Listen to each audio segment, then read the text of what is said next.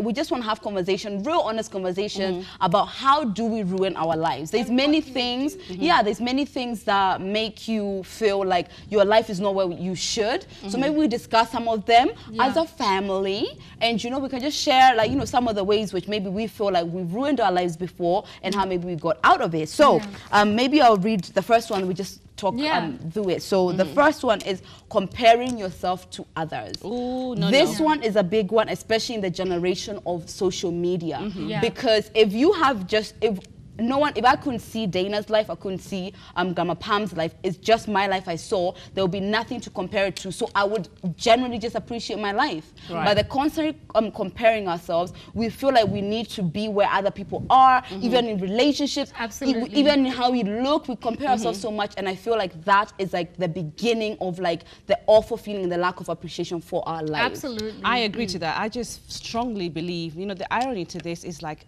I think people always want things ready-made. Yes. And that is a key factor, which is a major, major no-no that I think a lot of people, especially now, like our young generation, they're very smart, intelligent, you know, they have all of these key skills. But why are they not using it? I mean, at the end of the day, I'm using mine, you can use yours. And I say this several times. A lot of women, young girls or young men would ask me, oh, can you help me get a job? Can you get me this? I want to be like you. I wish one day when I grow up I'll be like you.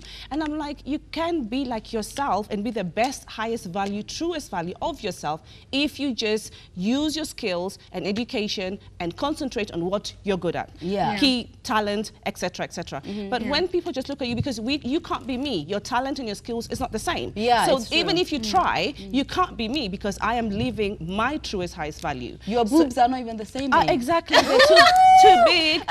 And you know, the good thing about this topic is it's actually not, I don't want to say it's gloomy. It's very much like New Year, like what are things that you want to sort of change for the next year? A resolution. The important thing about comparing yourself that I think that we know and we're aware but we don't address all the time is that there is space at the top. You know, we compare ourselves to each other because we've been sort of taught that only a select few can be successful at things, and that's not even the case. There's plenty of room for everybody to be great as long as you work at it. Because it's not about what you have at that moment. You know, it's very much about what you're willing to put forward and what you're willing to put at stake. And also, me being where I am right now, I didn't just wake up and become like that. I built it. I work hard toward it. You know, you don't, when you see something that's already made, you don't know how it got there. There's so much. I fell down so many times before I got up and dusted myself and continued with my journey. And this is what made me who I am. But also you have to have that hunger. The thrive for your success has to be so high, because if you're scared to fail, you know, and you're not even willing to try, how are you going to know if you're going to fail or succeed? It's true. Absolutely. Another one which I think is somewhat connected to what we just spoke about is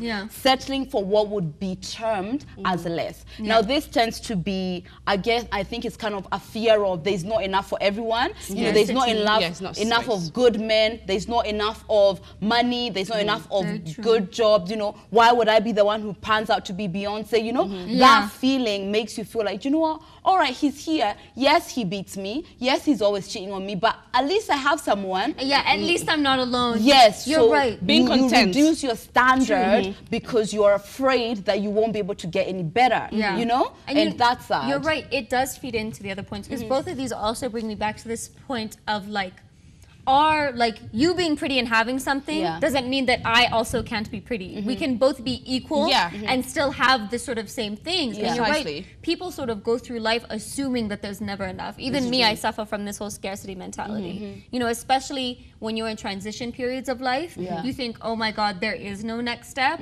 Or you think to yourself, I'll be happy when I get this, when I get that, when I get that. It's all mental. And then you find yourself sort of settling, and you're right, it is content. And content always breeds contempt. You know? It does. If you're content with something, then you cannot proceed any further, because you're already comfortable in your own zone, in your own skin. Let me tell you. So true. I want to just make anyone who feels this way, or maybe has settled for less, or maybe right now that relationship just compared, I just spoke of, maybe that's where you are. I want you to know that it's like most of us at some point in our lives get to that space, and you feel like you know you can do better, but you're just so scared. That feeling is completely okay. It's so normal. But you can totally get out of that. You can change. Do not feel like that is like your death your death sentence. No matter how situation, how bad it is. Even if you read some, maybe like motivational stories, you will see that people got out of worse situations than you. Okay, so the next one is caring about what people think about you. This is the... Okay, this is learned over time, though. Yeah, you learn this the older you get. Yeah, through experience, you have to learn this. I mean, for me, I've seen my family, friends around me, and I've just reached to a point when I'm thinking, okay, if you care so much about me, and when I need you, you're not there, like, why do I even care what you think? So for me, it became to a time like, I know my talent, I know what I'm going for, I know what my goals are, so I am not listening unless it's productive advice. I don't care what anyone else think about me. If I'm happy and comfortable with what I'm doing and it's the right thing, kudos. When my there was a point like in my teenage years where my self-esteem just felt so shaky. You know, like I was just so scared of just being myself in any way, shape or form. You know, even like walking to a room where maybe like my peers were there, it just frightened me to walk into the joy because I just felt like so exposed and judged. And I realized it was directly connected to how I felt about myself. Precisely. If I think I'm the bomb diggity, ain't nobody in this world who can tell me that I'm not. And that's going to affect my relationship. That's going to affect my job. That's going to affect everything that I do. Because what you think of yourself, if that's real and solid, other people will never this is something that I've explored a lot in my life, especially in the seminars that I do. And we did this exercise. And in summation, the exercise was essentially to establish to everyone that it's like every single person around you is just as scared as you are. Like literally every human being at pretty much every moment in their life has a certain level of fear of judgment, you know, and they're always sort of making sure that they look good, they don't look bad. And so once you sort of realize that, you get this freedom of like full self-expression. Once you realize it's like everyone is just as scared as me and the only thing that I'm losing out is like a self-imposed loss. You really get a huge sense of freedom, and that's still something. It's like additive learning, you know. You don't always feel like the bomb diggity. Like you see, all the time. For me, I'm always feeling like, okay, if I'm I'm always very confident. I'm a very confident person, but at the same time I go through so much stuff that people don't see. I'm the kind of person who I'll have so much issues going through, but I'll walk through that door, I'll smile, I'll bubble, I'll hide it, you know, but I am going through it. Do you know what I mean? So I think it's just also how you deal with it, how it comes out, how you express it. Confidence tends to be a matter of how you walk into the room is how you're most likely going to be received. So if you can manage to just dig deep inside you and walk into that room like, yes, this is who I am, you might have an easier time. The next one is not living in the present but in the past. This is such a big one. Major one.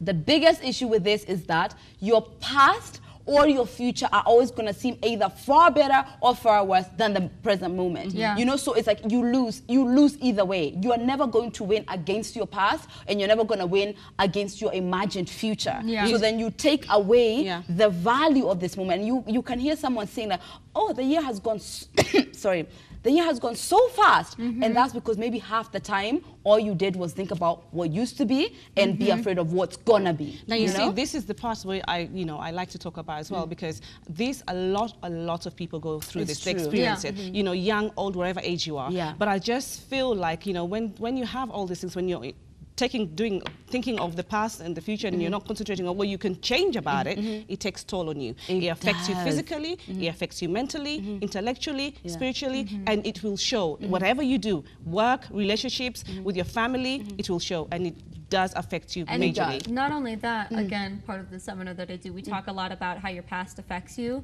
and we called it an originating incident. And essentially, a lot of what people sort of decide about themselves, what they bring into the future, is from their past. And so you kind of realize over time when you work through it that it's like, oh, let's say something really bad happened to you when you were 4 years old. That means you're essentially letting a 4-year-old version of you determine your future.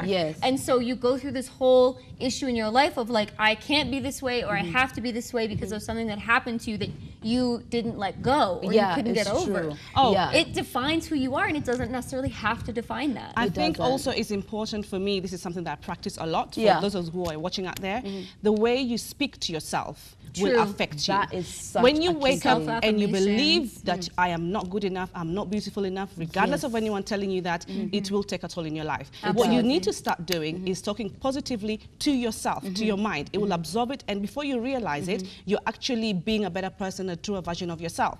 So even if you feel like you're not beautiful enough, you say, I am beautiful, I am confident, I can do You it. can change the positive. chemistry. That vibes, I tell you, it goes a long way. It's It works true. for me. And So that's even how people get past even divorce and things like that. And maybe for you, if affirmations is like, you know, the I am affirmations don't make you feel like connected and strong or, you know, whatever.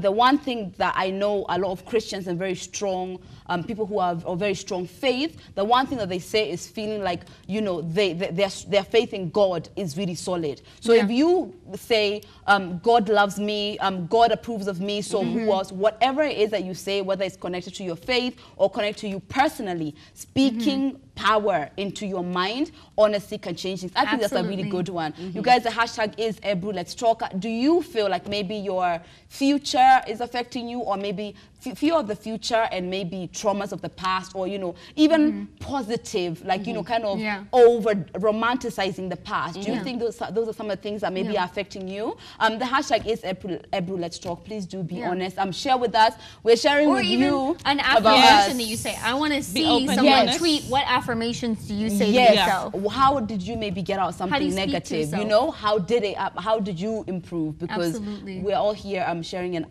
even as we talk, we also have our bits Yeah. that we're trying to figure Off out. the camera. Yeah.